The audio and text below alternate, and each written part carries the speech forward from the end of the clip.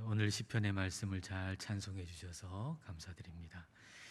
시편 오늘 42편, 43편 한 절씩 읽겠습니다.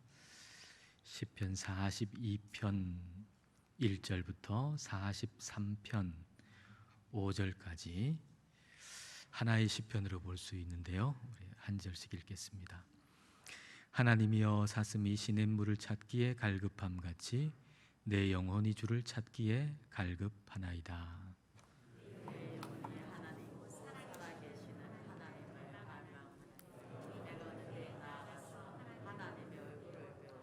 사람들이 종일 내게 하는 말이 내 하나님이 어디 있느뇨 하오니 내 눈물이 주야로 내 음식이 되었도다.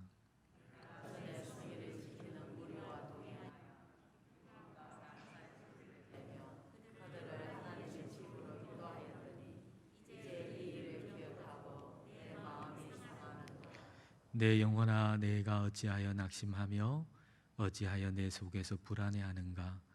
너는 하나님께 소망을 두라. 그가 나타나 도우심으로 말미암아 내가 여전히 찬송하리로다.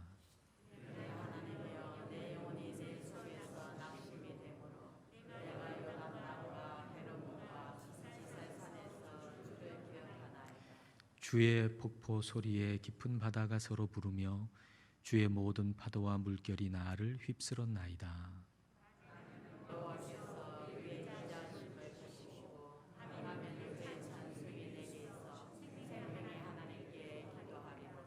내 반석이신 하나님께 말하기를 어찌하여 나를 잊으셨나이까?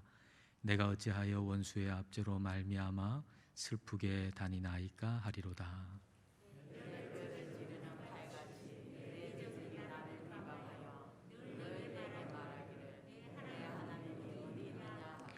내 영혼아, 내가 어찌하여 낙심하며 어찌하여 내 속에서 불안해하는가? 너는 하나님께 소망을 두라. 나는 그가 나타나 도우심으로 말미암아 내 하나님을 여전히 찬송하리로다.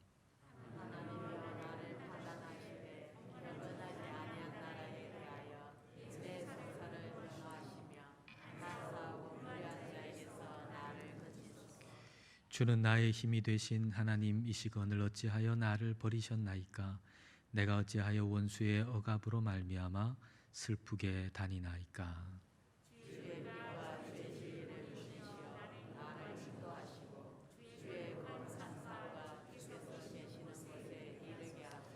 그런즉 내가 하나님의 제단에 나아가 나의 큰 기쁨의 하나님께 이르리이다.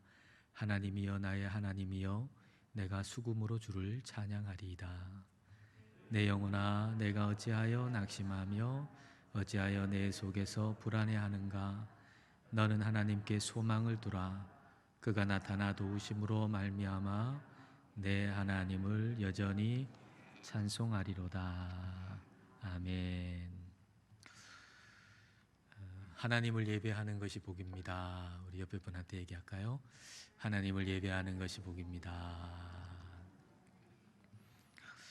우리가 뭔가를 잃어버리거나 빼앗기고 난 다음에 비로소 그 중요성을 깨달을 때가 있죠. 그걸 깨달은 사람은 그것이 얼마나 중요한가라고 하는 것을 매우 강조해서 이야기하게 됩니다. 예배도 마찬가지입니다.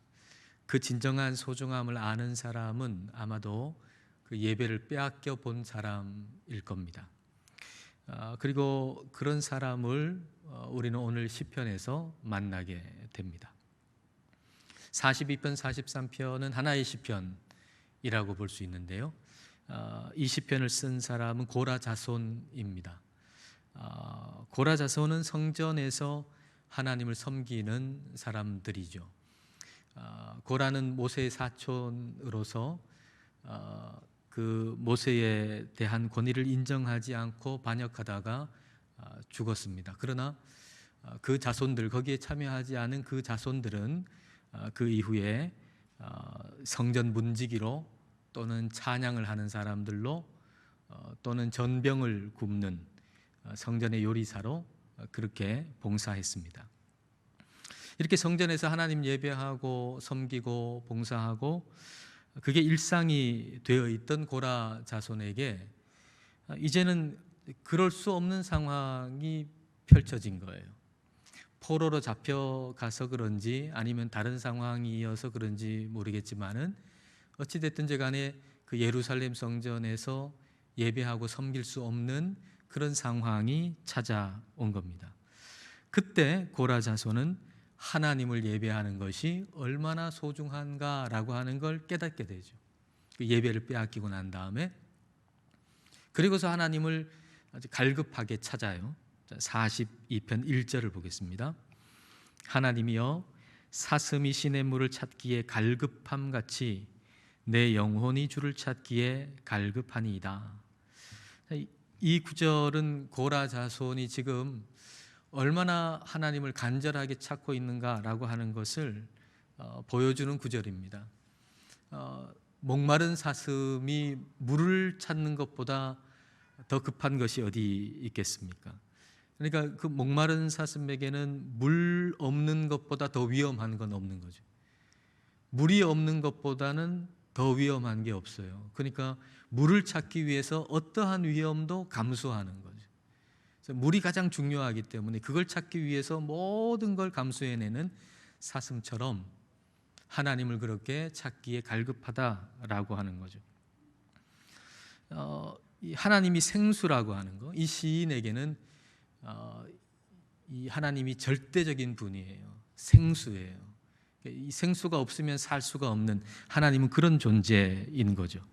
근데 하나님이 생수의 근원이라고 하는 사실을 모르는 사람들은 그것을, 그 생수를 무시하게 되고 버리게 되고 다른 것을 찾죠. 예레미야 선지자를 통해서 하나님께서 이렇게 말씀하세요. 예레미야 2장 13절입니다. 내 백성이 두 가지 악을 행하였나니 곧 그들이 생수의 근원되는 나를 버린 것과 스스로 웅덩이를 판 것인데 그것은 그 물을 가두지 못할 터진 웅덩이들이니라. 이스라엘 백성들이 저지른 악이 뭔가? 생수의 근원 대신 하나님을 버렸다는 거예요.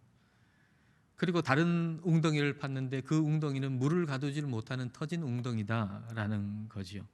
그러니까 하나님을 예배하는 걸 시시하게 여겼다는 거예요. 하나님을 예배하는 것을 시시하게 여겼다. 성전이 늘 가까이에 있어요. 언제나 예배 드리는 예식은 늘 있어요. 그래서 의무적으로 참석해요. 그러니까 그 중요성을 모르는 거죠. 늘 뭐 때가 되면 주일 되고 수요일 되고 그러니까 예배를 드리러 나오고 그렇게 이스라엘 백성들이 생각했다는 거예요. 그게 형식이 되고 진정으로 가치 있게 여기는 것은 하나님이 아니고 하나님이 아닌 다른 것이죠. 진짜 즐거워하고 재미있어 하는 거, 그것은 하나님이 아닌 다른 것. 그러니까 하나님을 예배하는 것은 그냥 말 그대로 형식이 되어가지고 그것이 복인 줄 모르고 그냥 형식적으로 예배 드리면서 그걸 그렇게 가치 있게 여기지 않았다는 얘기죠. 마치 결혼을 했는데 모든 시간을 컴퓨터 앞에서 보내는 어떤 남자와 같다고 할 수 있어요. 여러분은 신부라고 한번 생각해 보세요. 막 여러분을 쫓아다니면서 좋다고 결혼하자고 그래가지고 결혼했어요.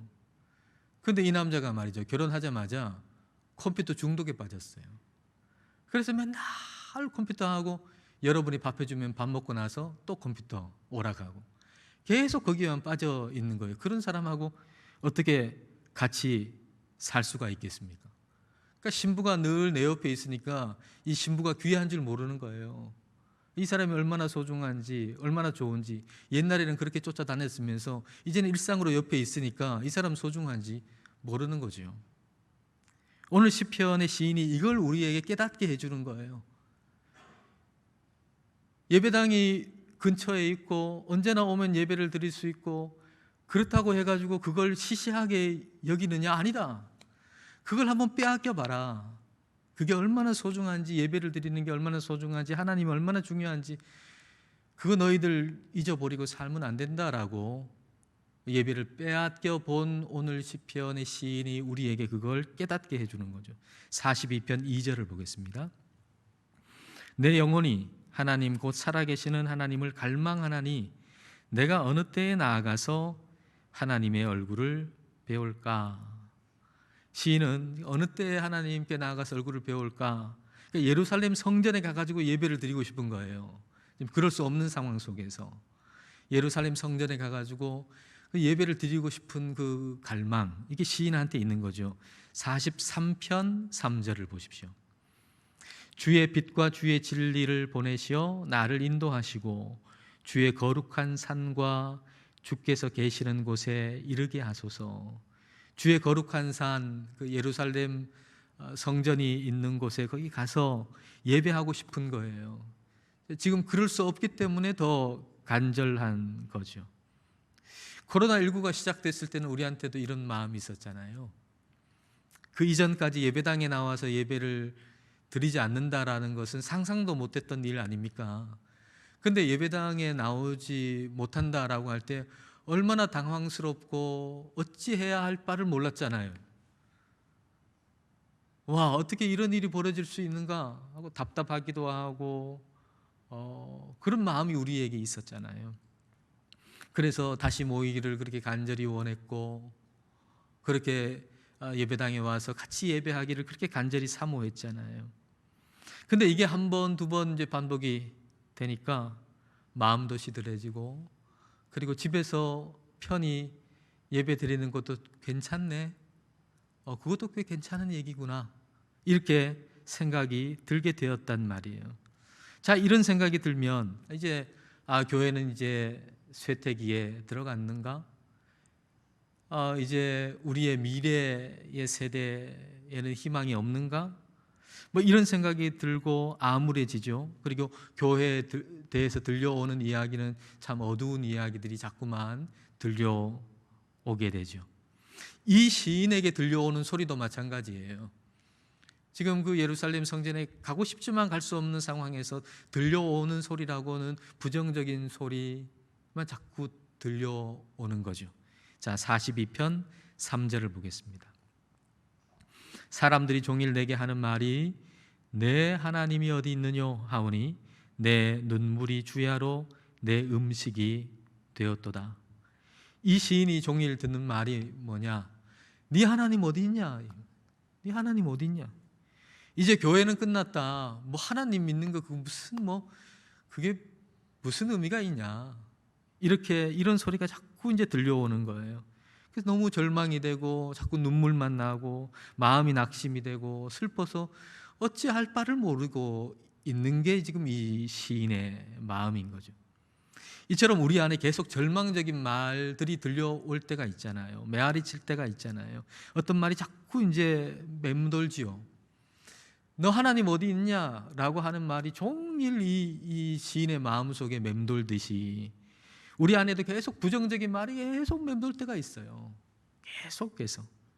굉장히 우리 마음을 어둡게 만들죠. 힘겹게 만들고 절망으로 이끌고 가죠. 그럴 때 어떻게 해야 될까요? 여러분 마음속에 어떤 소리가 메아리 치시나요? 여러분 마음속에 계속 어떤 부정적인 말이 계속 메아리 치고 있다면 그러면 그럴 때 어떻게 해야 되느냐 하는 겁니다.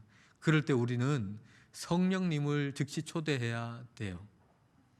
성령님은 이 말에 대해서 어떻게 생각하시나요? 하고 여쭤보는 거죠. 내 마음속에 계속 뭔가 이게 맴돌고 있는데 자꾸 암울하게 만들어요. 그걸 계속 묵상하면 어떡해요? 성령님을 초대하셔서 성령님 지금 이 말에 대해서 지금 내 마음에 계속 맴돌고 있는 이 말에 대해서 성령님은 어떻게 생각하시나요? 하고 여쭤봐야 하죠. 그래서 성령님께 여쭤보는 순간 이제 성령님께서 내 마음을 주도하셔가지고 내 마음의 분위기를 바꾸시는 거예요. 여러분 회의를 하고 있다고 생각해 보세요. 회의를 이렇게 하고 있는데 다 이제 부정적인 말을 하는 겁니다. 뭐 그건 안 된다, 해봤다, 뭐 부정적인 얘기를 막 다 하고 있어요. 무슨 화가 난 사람들처럼 막 부정적인 얘기만 다 하는 거예요.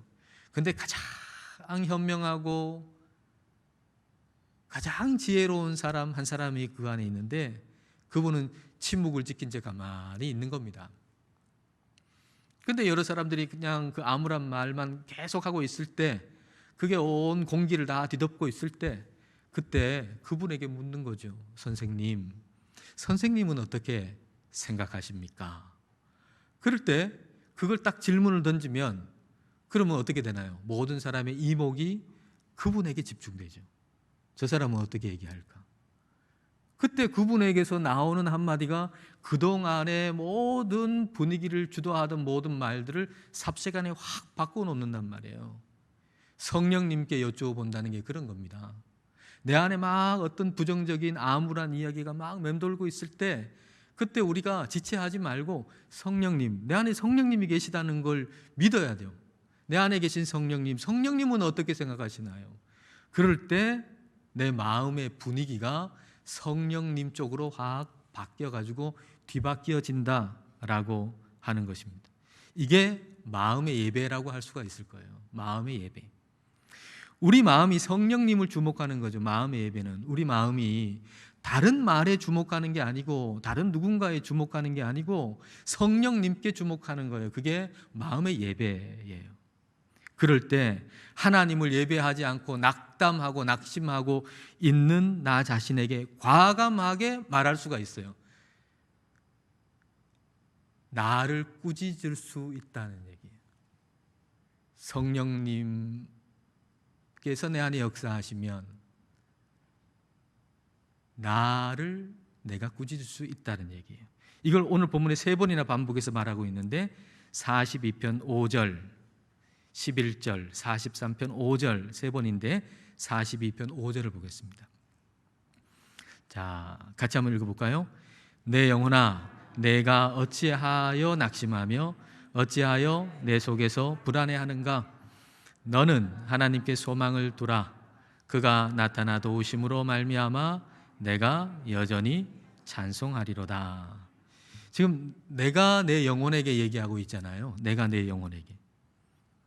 이런저런 사람들의 말이 막 내 안에 메아리치고 맴돌고 또 어떤 불안한 마음, 원망하는 마음, 막 이런 것들이 막 맴돌 때 성령님을 초대하고 예배자가 되어서 예배하지 않고 낙심하는 나에게 꾸짖는 거예요.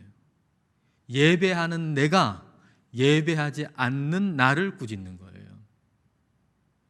예배하지 아니하면 꾸짖을 수도 없어요. 그러나 막 부정적인 게 맴돌고 있을 때 예배하지 않는 나의 모습이잖아요, 그게. 근데 그때 성령님을 초대하고 예배하게 되면 예배하는 내가 예배하지 않는 나를 꾸짖을 수 있다라는 얘기예요. 내 영혼아, 너 뭐 때문에 그렇게 낙심하냐? 너 뭐 때문에 그렇게 근심하냐? 너 뭐 때문에 그렇게 원망하냐? 너 뭐 때문에 그렇게 노여워하냐? 하나님이 있지 않냐? 하나님께 소망을 둬라. 하나님께 감사해라. 하나님께 찬양해라. 예배하는 내가 예배하지 않는 나를 꾸짖는 거예요. 여러분, 우리가 우리 자신을 너무 감싸고 돌면 안 돼요. 우리는 우리 자신을 너무 감싸고 돌아가지고 내 낙심을 자꾸 키워요. 내 근심을 자꾸 키워요. 내 분노를 자꾸 키워요. 내가 나 자신을 너무 두둔하고 너무 감싸고 돌아가지고 그만 좀 눈물이 쏙 빠지도록 내가 나 자신을 좀 꾸짖어야 될 텐데 근데 그러질 아니하고 나 자신을 계속 감싸고 돌거든요. 그래, 어떻게 낙심하지 않을 수 있겠어? 낙심을 더 키우죠. 그래, 어떻게 근심하지 않을 수 있겠어? 자꾸 근심을 더 키우는 거예요. 어떻게 이런 상황에서 화가 안 날 수 있겠어? 자꾸 화를 키우죠. 그러지 말고 눈물이 쏙 빠지도록 나 자신을 책망해야 돼. 뭐라고 해야 돼. 그래야 진짜 우리 영혼이 살아요. 여러분이 여러분 자신을 계속 두둔하면 여러분 영혼은 죽어요. 우리가 우리 자신을 계속 두둔하면 우리의 영혼은 반드시 죽게 돼 있어요. 우리의 자아만 살지. 자아만 충만해가지고 하나님을 어떻게 예배해요?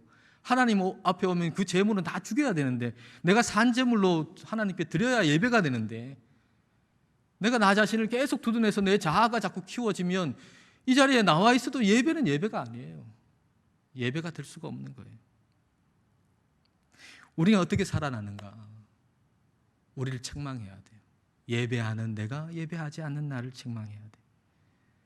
근데 그렇게 될 때 우리는 살아나는데, 우리 그 살아나는 걸 어떻게 알 수 있냐면 기억이 좀 바뀌어요.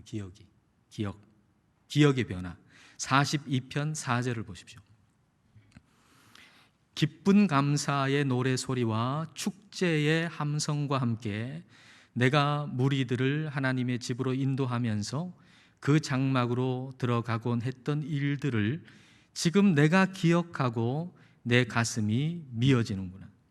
성전에서 드렸던 예배, 축제 같은 예배, 내가 사람들을 인도했던 거, 이걸 이제 생각을 하니까, 기억을 하니까 마음이 몹시도 미어지는 거예요. 왜 그렇죠? 이유는 뭐죠? 옛날 일이니까. 옛날에는 그랬는데, 과거에는 그랬는데 지금은 안 그러니까 기억할 때, 그걸 기억할 때 옛날에는 그랬는데 지금은 안 그렇네 하고 마음이 미어지는 거예요. 옛날에는 좋았는데 과거의 사실이고 지금 현실은 아닌 거죠. 자, 근데 이제 시인이 5절을 통해서 자기의 영혼을 꾸짖잖아요. 그리고 하나님께 소망을 두잖아요. 그리고 기억이 어떻게 되는가? 기억이 어떤 역할을 하는가? 42편 6절을 보십시오. 내 하나님이여, 내 영혼이 내 속에서 낙심이 되므로 내가 요단 땅과 헤르몬과 미살산에서 주를 기억하나이다. 마음이 낙심될 때 지금 뭐 한다고요? 주님을 기억한다. 주님을 기억한다.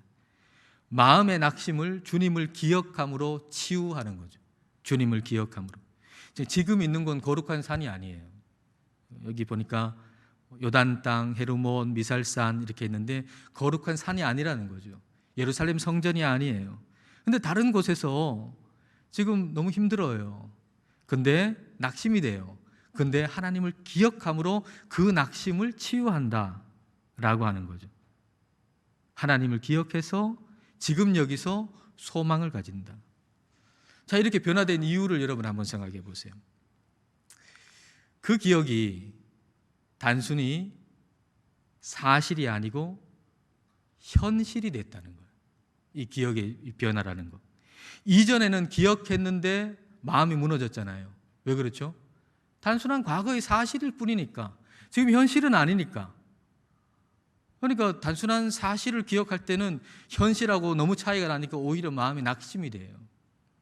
근데 지금 하나님이 하신 일을 생각하고 하나님을 기억할 때는 그게 사실이죠.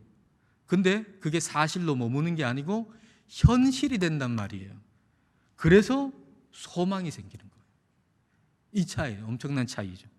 여러분, 사실이 현실이 된다는 걸 여러분 한번 생각해 보세요. 사실이 현실이 된다. 미국에 여러분 이제 뉴스를 보니까 만약에 지금 막 가뭄이 엄청 심해요. 그러면 그거는 사실이죠. 사실이잖아요. 근데 내 현실은 아니에요. 그렇지 않겠어요? 미국에 뭐 지금 여기 사는데 뭐 무슨 상관이에요?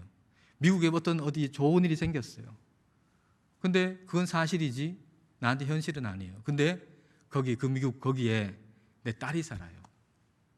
그럼 어떻게 돼요? 그거는 나한테 현실이 되죠.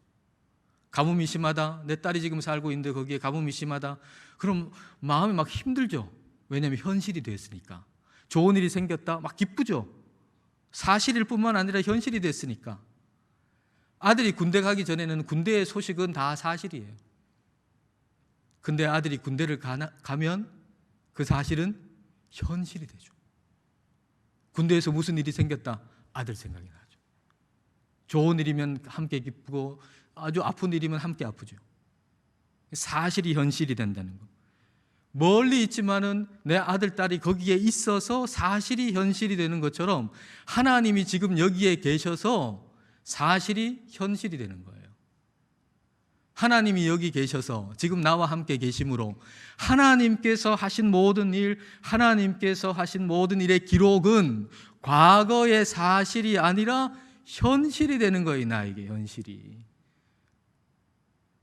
그래서 그게 희망이 되고 소망이 되는 거예요. 그게 소망이 되고 희망이 되는 거예요. 하나님은 이전에 계셨고 하나님은 지금도 계시고 하나님은 영원히 계신 분이잖아요.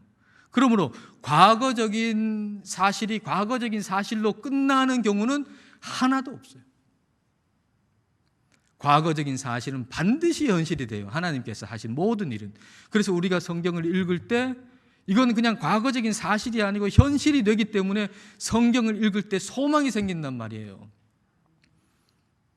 요단강을 건넌 거, 홍해를 건넌 거, 죽은 자를 살리신 거, 이게 과거적인 사실이 아니라 하나님은 지금도 살아계신 분이시기 때문에, 지금 여기에 나와 함께 계시기 때문에 이 모든 사실이 그대로 내 현실이 되는 거예요. 그래서 하나님을 기억하고 하나님을 예배할 때 우리는 지금 소망이 생기게 되는 거죠. 그래서 하나님을 예배하는 게 우리를 이렇게 소망이 생기게 만드는 거예요. 그러므로 낭망에 있는 나를 너무 두둔하지 마세요. 여러분, 낙심에 있는 여러분을 너무 두둔하지 마세요. 여러분 편을 너무 들지 마세요. 예배하는 내가 예배하지 않는 나를 꾸짖고 책망하고, 그래서 하나님만 바라보게 해야죠. 왜 소망을 주셨는데, 하나님의 모든 말씀은 사실일 뿐만 아니라 현실인데 왜 낭망하고 있어요? 옛날에 좋았는데 지금은 안 그런 것처럼. 지금도 하나님은 똑같이 역사하신단 말이에요. 그러니까 낙심하는 여러분을 두둔하지 말고 꾸짖고 하나님 안에 소망을 가지도록 하시기를 원합니다. 자, 그런 마음으로 시편 43편 5절 함께 읽고 우리 찬송하도록 하겠습니다. 시편 43편 5절 내 고백으로 나 자신에게 과감하게 얘기하시길 바랍니다. 함께 읽습니다. 내 영혼아, 내가 어찌하여 낙심하며 어찌하여 내 속에서 불안해하는가? 너는 하나님께 소망을 두라. 그가 나타나 도우심으로 말미암아 내 하나님을 여전히 찬송하리로다. 아멘. 찬송하겠습니다.